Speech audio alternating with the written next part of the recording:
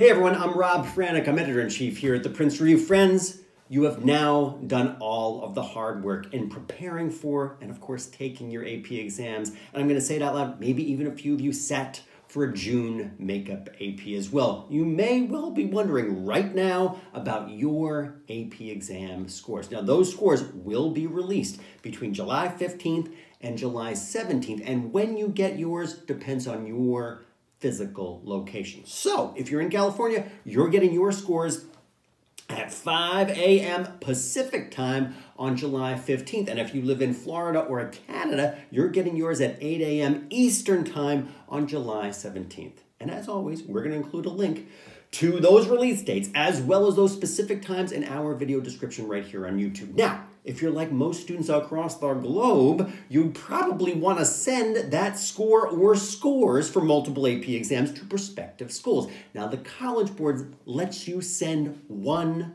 free score report. Now, this year, you have until June 20th to use that free score send. All you have to do is sign into your My AP account to indicate the school or the scholarship organization that you want to receive that free score send. But before you do that, please watch the rest of this video because, folks, timing and strategy are absolutely key for your next steps. If you choose to send scores to additional schools or programs, it's going to cost $15 per score report for standard delivery. It's $25 if you want a rush delivery. And folks, you can do the math just as well as we can here at the Princeton Review. Those numbers add up super fast. Now, if you place a score report order between June 26th and July 16th, the College Board, again, the creators of all things AP, has said that it won't be processed until July 16th,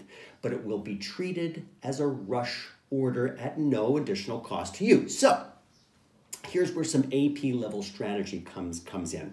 Let's do a quick deep dive into that free score report itself. If you indicate that you want a school to get your AP exam score report from this year's exams, then that score will see your scores in mid to late July. In other words, friends, those schools will get your scores right around the same time that you do.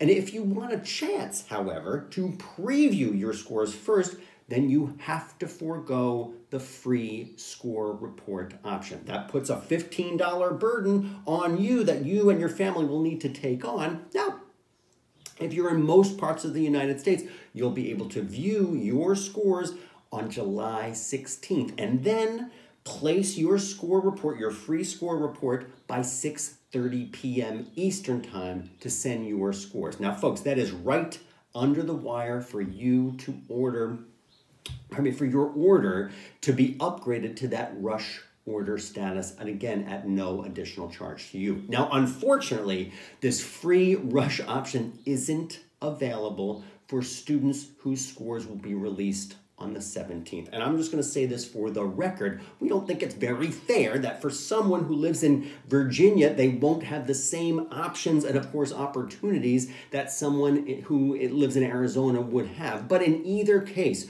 you will still be able to get your score report sent and the relative delay may well not make a difference for you anyway, but it's good to get it out there so that you know the component parts. Now, we need to talk specifically about that free score report and, folks, what it doesn't cover.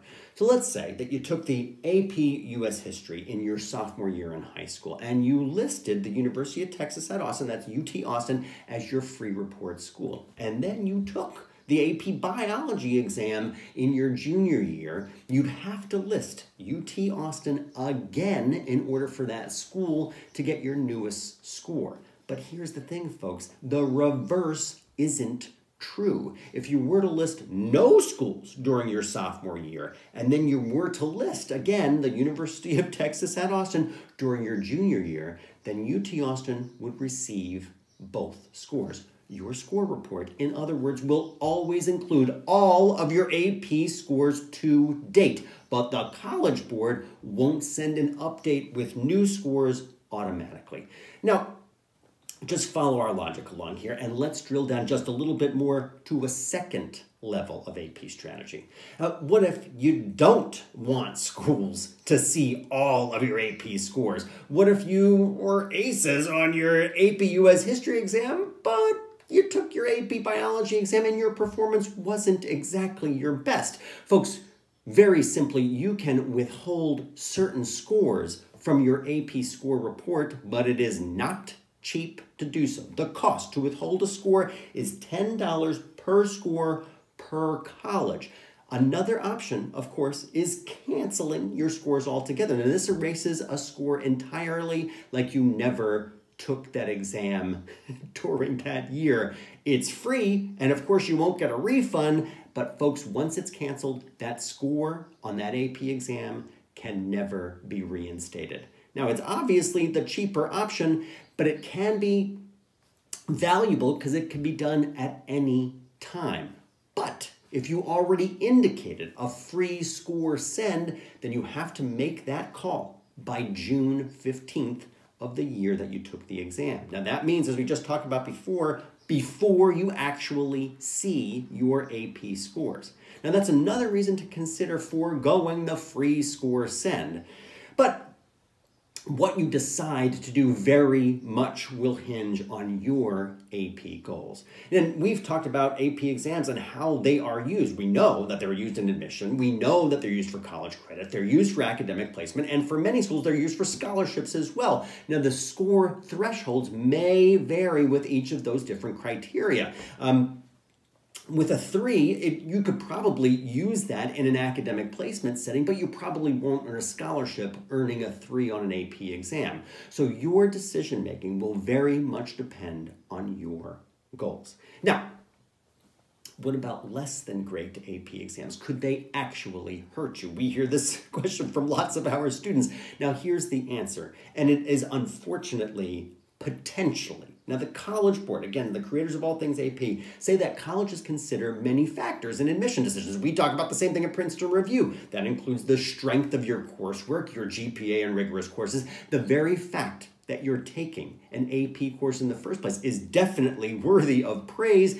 And by and large, schools seem to weigh your enrollment in AP courses more heavily than your AP exams themselves. But that being said, scores can make a difference in either direction. The College Board also notes that more than 75% of admission counselors that they surveyed said a low score on an AP exam won't harm an applicant's admission prospect. And that means that nearly a quarter of admission officers on that same survey said that a low AP score would potentially harm admission prospects. So folks, if you're applying to a very competitive program, you may want to consider canceling or withholding a less than optimal score. If you're not, then such a score will probably not hurt you, but it likely won't help you as well. And if you're already a senior and you're watching this video and you've committed to a particular college already, you could probably just use that one free score report send to get your score report to your intended school. But as always, if you're having trouble making this decision, regardless of where you are in your high school career, then talk to your counselor for advice about your particular circumstances. And whatever you decide, please know that our full team here at the Princeton Review are rooting for you every step of the way. Folks, if you haven't already, please do subscribe to our channel. We are giving daily updates on exams and admission and much, much more. Please do leave us a comment and let us know how you expect that your AP exams will help you this year. Again, folks, I'm Rob Franek. I'm editor-in-chief here at the Princeton Review. Looking forward to talking to you again tomorrow. Take care.